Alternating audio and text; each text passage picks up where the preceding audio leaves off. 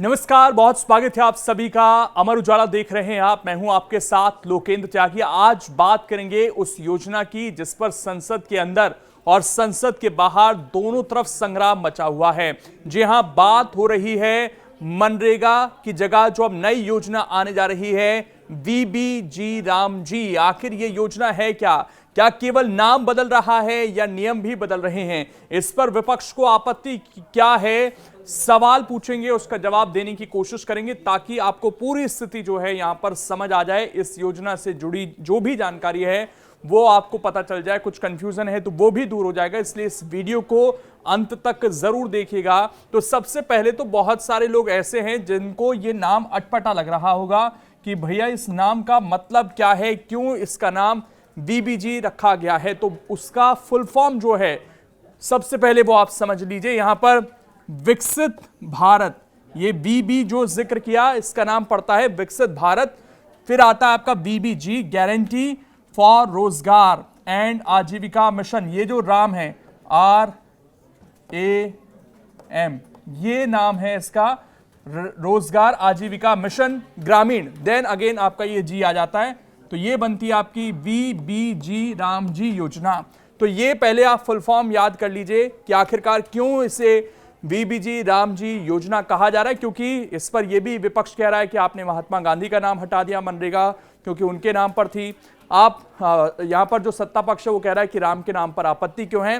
तो दरअसल राम की जो फुल फॉर्म है यहां पर रोजगार एंड आजीविका मिशन जो है निकलकर सामने आ रही है। तो ये बात आपको उम्मीद है क्लियर हो गई होगी कि आखिरकार इसकी फुल फॉर्म क्या है।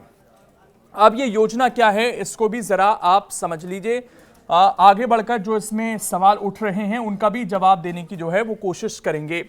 तो दरअसल प्रस्तावित विधेयक के मुताबिक केंद्र सरकार विकसित भारत 2047 की राष्ट्रीय दृष्टि के अनुरूप एक ग्रामीण विकास ढांचा स्थापित करना चाहती है। आपको पता होगा कि 2047 का लक्ष्य जो है उसका बार बार जिक्र केंद्र सरकार करती है और इस योजना को उससे कनेक्ट किया जा रहा है। ऐसे ग्रामीण परिवार को जिसके वयस्क सदस्य अकुशल श्रम कर सकते हैं, उन्हें एक वित्तीय वर्ष में 125 दिन के मजदूरी रोजगार की वैधानिक गारंटी इसमें दी जाएगी। ये पहले 100 था, इसको अब सरकार कह रही है हमने तो 125 कर दिया। फिर भी जो है बवाल हो रहा है। वहीं ग्रामीण स्तर पर 4 प्राथमिकताओं के आधार पर रोजगार और इंफ्रास्ट्रक्चर को बेहतर ढंग से खड़ा करने पर जोर जो है इस योजना के जरिए दिया जाएगा। अब वो जो 4 चीजें हैं यहां पर वो क्या हैं वो भी दरअसल आप यहां पर समझिए। जो वो 4 चीजें निकलकर सामने आती हैं वो आपकी यहां पर सामने हैं। इसमें जल सुरक्षा, इसको बहुत महत्वता दी गई है। इसके बाद मुख्य ग्रामीण इंफ्रास्ट्रक्चर, इसको लेकर जोर दिया जा रहा है। आजीविका से जुड़े इंफ्रास्ट्रक्चर ये तैयार हो। खराब मौसम से जुड़ी घटनाओं के दौरान भी रोजगार रहे, ये कोशिश जो है यहां पर सरकार कर रही है। ये 4 चीजें जो हैं इसके फोकस में। इसको थोड़ा अगर हम समझने की कोशिश करें कि क्या है ये, तो जल सुरक्षा को आप देखेंगे यहां पर चारों चीजों को हम समझते हैं। इसके तहत गांवों में अब जल संरक्षण संरचनाएं, सिंचाई सहायता, भूजल जल निकायों की को पुनर्जीवित करने का काम, वाटरशेड एरिया का विकास का काम और वनीकरण, यानी कि ज्यादा से ज्यादा जंगल लगाए जाए। तो ये जो जल संबंधित कार्य हैं इनको बढ़ावा यहां पर दिया जाएगा। फिर जो है मुख्य ग्रामीण इंफ्रास्ट्रक्चर आ जाता है आपका। इसमें वीबीजी रामजी के तहत ग्रामीण सड़कों, सार्वजनिक भवनों, स्कूलों के इंफ्रा, स्वच्छता प्रणालियां, नवीनीकरण ऊर्जा यानी कि ग्रीन एनर्जी से जुड़ी जो केंद्र की योजनाएं हैं उनके तहत यहां पर काम करने पर जो है जोर दिया जाएगा। ये आपका दूसरा पॉइंट हो गया।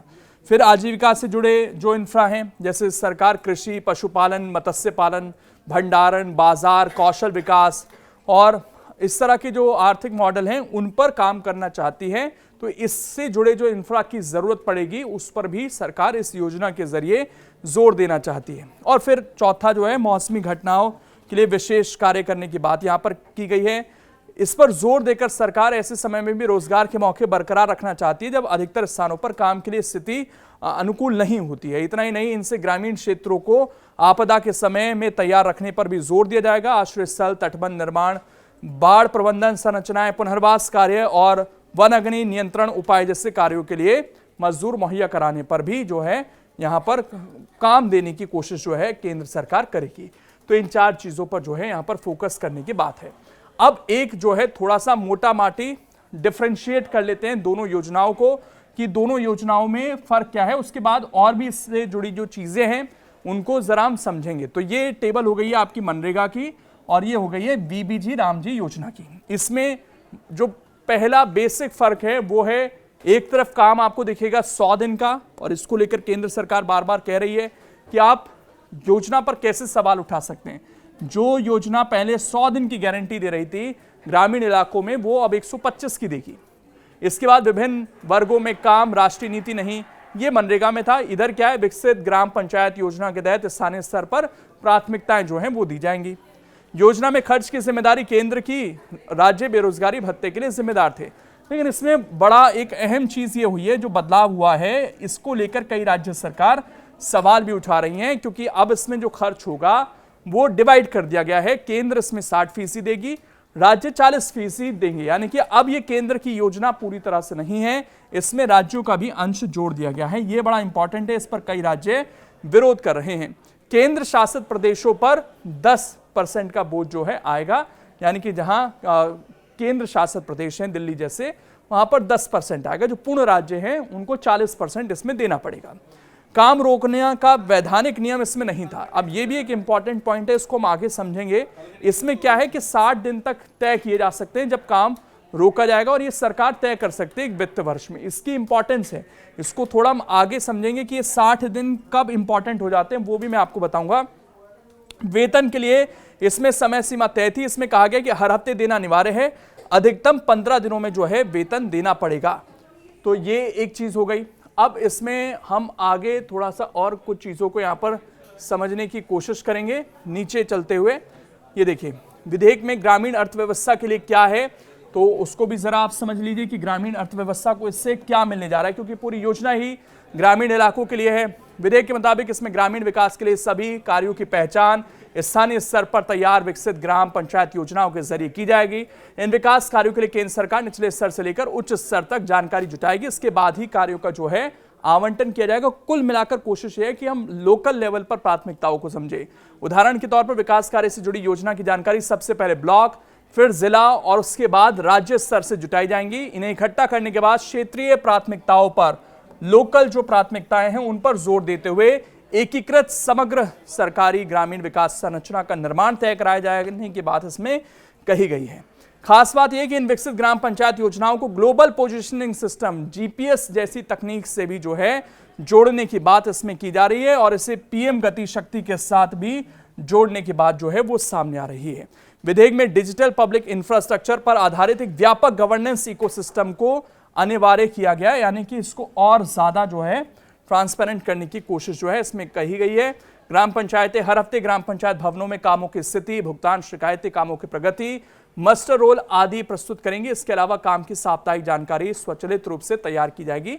यानी कि कोशिश ये है कि अब जो है सप्ताह का जो डेटा है वो यहाँ पर तैयार किया जाए।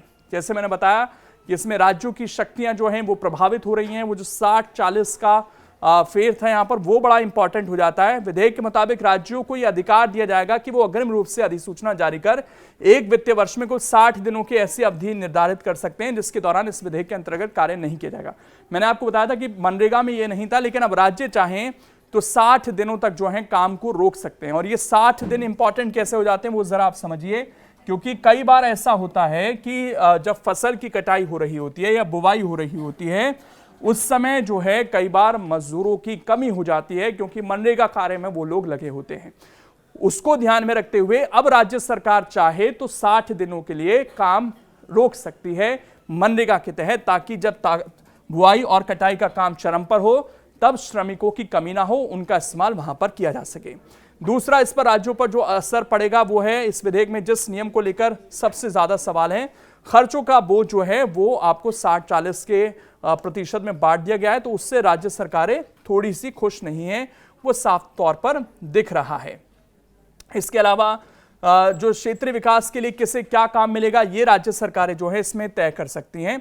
अब अगला जो सवाल आता है, किसान मजदूरों के लिए इसमें विधेयक में क्या है, ये बड़ा इंपॉर्टेंट है, क्योंकि पूरी योजना जो है इन्हीं के लिए जो है डिजाइन की गई है। तो इनके लिए क्या है इसमें विशेष तौर पर, चूंकि राज्य सरकारें तय कर सकती हैं किस अवधि में बुआई और कटाई का ध्यान रखते हुए बीबीजी रामजी के तहत 60 दिनों के लिए काम रोकना है, ऐसे में किसानों को अपने खेतों पर काम करने के लिए मजदूरों की कमी नहीं पड़ेगी। सरकार ये मानती है कि इससे जो मजदूरों की कमी रहती है उसको दूर किया जा सकेगा, खासकर पीक सीजन के दौरान। इससे मजदूरों को भी मनरेगा के काम से अतिरिक्त अपने लिए बाकी स्रोतों से वेतन जुटाने में मदद मिलेगी। यानी कि मजदूरों को यह फायदा हो जाएगा कि भैया जब उन्हें काम मिल रहा होगा खेतों में तो वो मनरेगा का काम रोक सकते हैं। वहां पर 125 दिन तो वो मनरेगा का काम करेंगे ही, लेकिन जब 60 दिन काम रुका हुआ होगा तब वो जाकर खेतों में काम कर सकते हैं। तो उनका जो बैलेंस है, लाइफ बैलेंस है, कमाने का जरिया है, वो बना रहेगा। ये मजदूरों को फायदा होगा।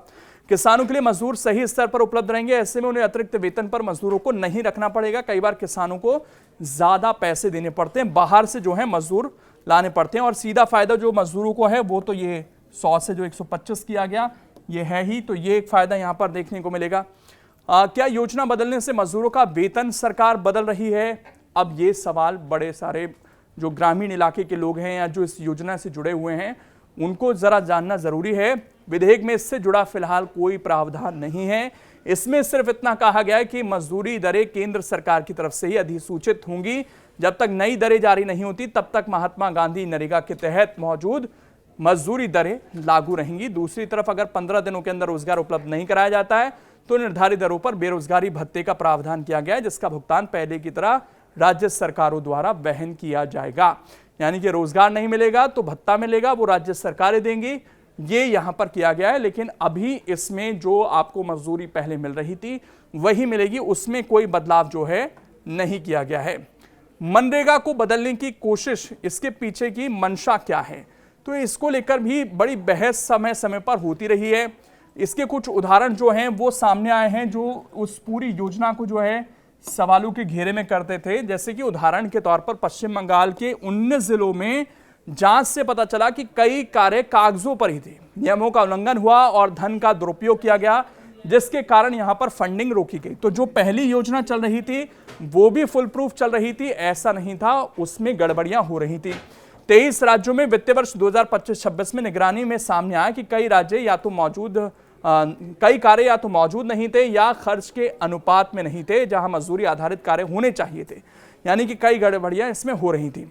वित्त वर्ष 2024-25 में विभिन्न राज्यों में कुल 193.67 करोड़ का दुरुपयोग इसमें सीधे सीधे पाया गया। महामारी के बाद के दौर में केवल 7.61% घरों ने ही 100 दिनों का कार्य पूरा किया। तो जो पहली योजना चल रही थी वो भी फुल प्रूफ नहीं थी, उसमें बहुत सारे लूप होल्स से जिनका फायदा उठाया जा रहा था, और उसके बाद जो है कई सवाल उठ रहे थे। अब ये दो सवाल आखिर के जिनको समझना बहुत जरूरी है वो ये कि आखिरकार क्या अब इसमें पारदर्शिता लाई जा सकेगी। तो इसमें जो सरकार कह रही है कि एक तो हम इसमें AI को जोड़ रहे हैं, इसमें हम GPS को जोड़ रहे हैं, मोबाइल से काम करने की निगरानी की जाएगी। ये सारी चीजें ऐसी हैं, हर हफ्ते हम काम और खर्च को सार्वजनिक खुलासा किया जाएगा। सरकार का यह मानना है कि इस तरह की चीजें से जो है पारदर्शिता आएगी। यह भी कहा गया है कि इसमें साल में 2 बार सख्त सोशल ऑडिट भी किया जाएगा। ये कुछ पॉइंट है, AI, GPS, मोबाइल, हफ्ते की सार्वजनिक रिपोर्ट। सरकार का यह मानना है कि हम ये सारी चीजें करेंगे तो इससे कहीं ना कहीं ट्रांसपेरेंसी जो है वो योजना में आ जाएगी। सवाल, विपक्ष सवाल क्यों उठा रहा है, तो सबसे बड़ी चीज तो नाम को लेकर ही है कि आखिरकार महात्मा गांधी का नाम क्यों हटा दिया गया। अब ये इसका एक पहलू हो जाता है। बाकी सरकार कुछ योजना लेकर आ रही है तो उस पर बवाल विपक्ष करेगा ही, लेकिन फिलहाल तो सबसे ज्यादा राजनीति जो है नाम को लेकर ही होती हुई नजर आ रही है। प्रियंका गांधी ने तो यहां तक कह दिया था कि सरकार को नाम बदलने की जो है वो सनक हो गई है और ये सनक सरकार को छोड़नी चाहिए। कुल मिलाकर उम्मीद है कि ये जो नई योजना जो सरकार लाना चाहती है उसके क्या पॉइंट्स हैं, क्यों इस पर विवाद है, क्यों राजनीति हो रही है, पिछली योजना के क्या फायदे नुकसान थे, वो आप समझ गए होंगे और उसकी पूरी डिटेल जो है अब आपको पता चल गई होगी। आप कमेंट कर बताइएगा कि नई योजना बेहतर है या पुरानी योजना ज्यादा बेहतर थी। अगर आप ये वीडियो YouTube पर देख रहे हैं तो हमारे चैनल को सब्सक्राइब कर बेल आइकन दबाएं और Facebook पर देख रहे हैं तो हमारे पेज को लाइक करें।